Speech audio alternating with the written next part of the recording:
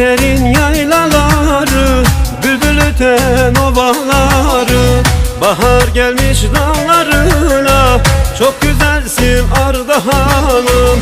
Bahar gelmiş dağlarına, otlar koyun kuzuları, otlar koyun kuzuları. Köyüm seni, köyüm seni, çok özledim, bekle beni. Göle seni, göle seni, çok özledim, bekle beni. Köyüm seni, köyüm seni, çok özledim, bekle beni. Göle seni, göle seni, çok özledim, bekle beni.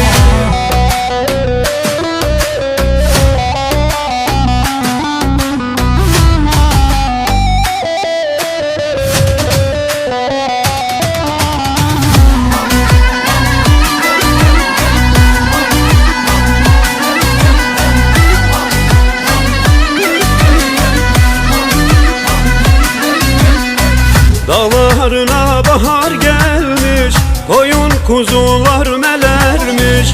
Garip anam haber salmış, çok özledim köyüm seni. Garip anam haber salmış, çok özledim göle seni. Çok özledim göle seni. Köyüm seni, köyüm seni, çok özledim, bekle beni. Göle seni, göle seni, çok özledim, bekle beni. Köyüm seni, köyüm seni, çok özledim, bekle beni. Göle seni, göle seni, çok özledim, bekle beni.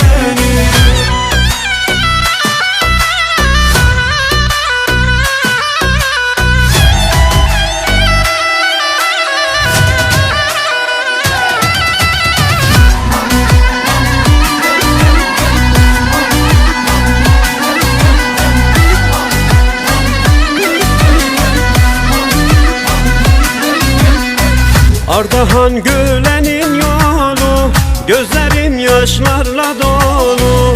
Geliyorum bu ay sonu, çok özledim köyüm seni. Geliyorum bu ay sonu, çok özledim göle seni. Çok özledim göle seni. Köyüm seni, köyüm seni, çok özledim, bekle beni. Göle seni, göle seni, çok özledim, bekle beni. Köyüm seni, köyüm seni, çok özledim, bekle beni. Göle seni, göle seni, çok özledim, bekle beni.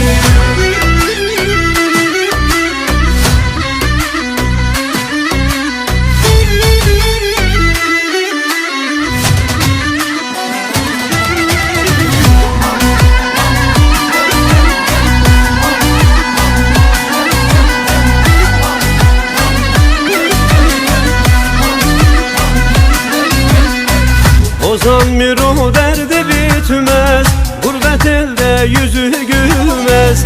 Karlı dağlar geçit vermez, çok özledim köyüm seni. Karlı dağlar geçit vermez, çok özledim göle seni.